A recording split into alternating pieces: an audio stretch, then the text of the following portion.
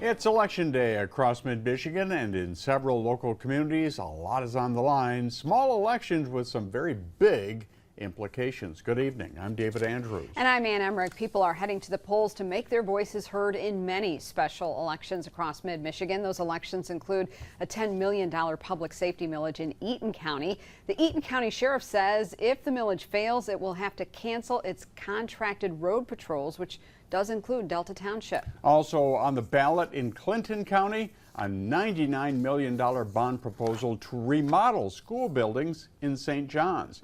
There are also several school bond proposals on the ballot in Jackson County, including for Springport schools and East Jackson schools. News 10's Riley Connell joins us live from the polls tonight. And Riley, how's the foot traffic out there?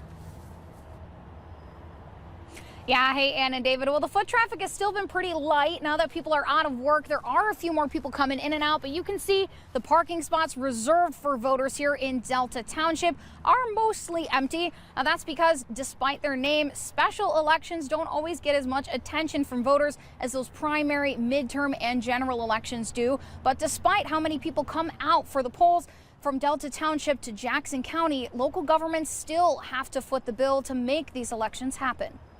From ballots full of school bond proposals to picking the next president of the United States, Jackson County Clerk Sowle says when it comes to elections, it is costly. Elections are not an inexpensive event. Sowle is keeping an eye on Jackson County polls during a May 6th special election.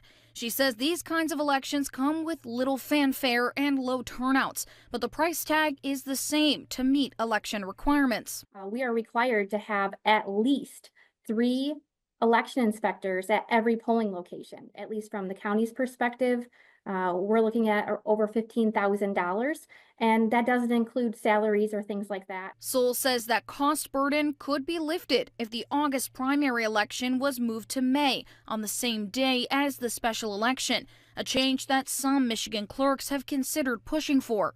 And our county isn't a small county, but it's also not the largest. So if we were to take that and expand that to the entire state of Michigan, I could see that significant savings.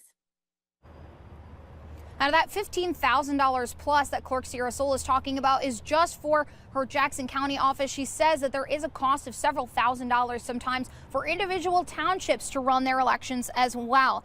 She says that she also believes that moving that primary election over to May, along with some of those other big issues on that special election ballot, could push more voters to the polls for these very low voter turnout elections like this May 6th election. But whether that date is moved is up to the Michigan legislature.